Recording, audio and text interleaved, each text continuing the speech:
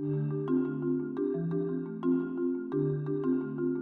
earlier videos in this series, we looked at 3 of the 5 criteria that a zoning hearing board will consider when deciding whether to grant or to deny a variance. We considered criterion 1, which tells us that a landowner must show that there are irregular dimensions with respect to the property that prevent it from conforming to the regulations of the district.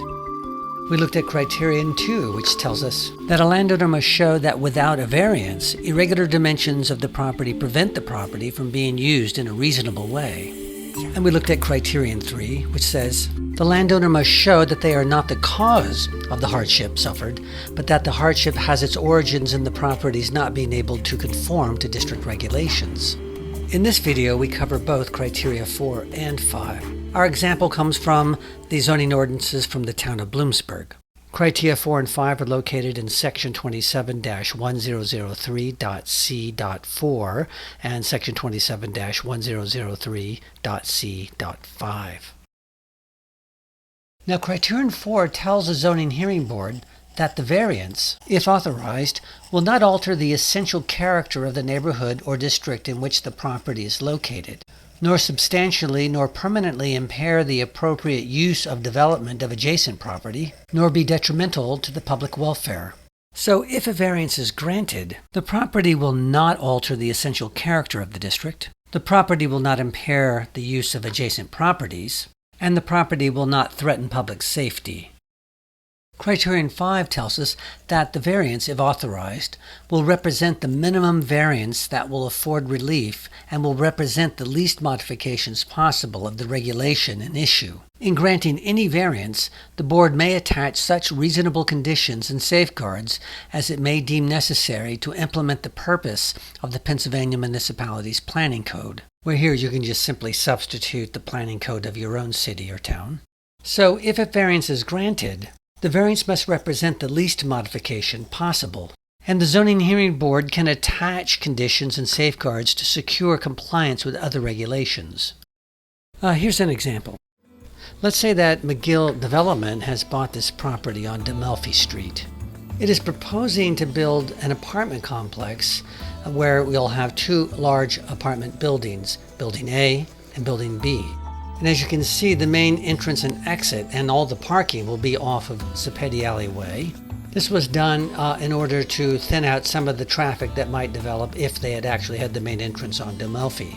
Even so, residents can actually enter the property from Demelfi and just go up the street between the 2 buildings and then go into the parking lot. And as you can see, that street between the 2 buildings is a one-way street. Apartments is one of the listed permitted uses in the district, so there's no problem there.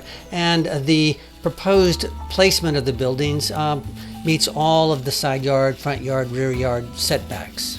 But when reviewing the plans, the zoning officer notes right away that the number of parking spots that are required, which would be 20 with a complex this size, is actually 7 parking spots short.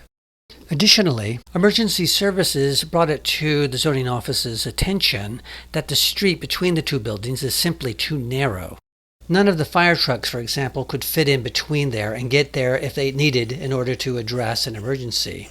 So let's say McGill Development then is informed of this. They decide to challenge what the zoning officer has determined, and they come before the zoning hearing board. And very likely the zoning officer will have at the hearing the representative of emergency services. Setting aside this parking spot problem, criterion 4 in part tells us that if a variance is granted, the property cannot pose a threat to public safety.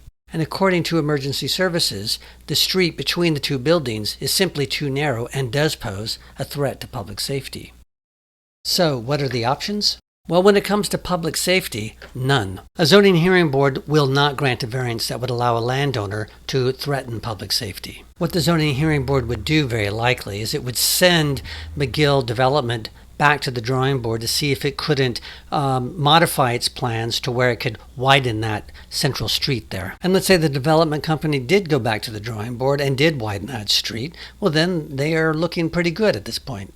They would still have the parking space problem, but they are looking better. So let's say they return in a couple of months with the following modifications. So here is the plan they originally proposed, and here is the new plan. As you can see, they replaced the two building idea with one building. It's the same number of apartments, and with the building being scooched over just a bit, that alley on the west side is now opened up and has become part of the parking lot, where they now meet the required number of parking spaces. Here there is no more variance to be sought, and so the Zoning Hearing Board has done its work. As you can see, Criterion 4 really played a major role here because it prevented a McGill development from being able to move further, and the Zoning Hearing Board was simply not going to grant a variance if it could not get around Criterion 4. So there you have it, our brief look at Criteria 4 and 5.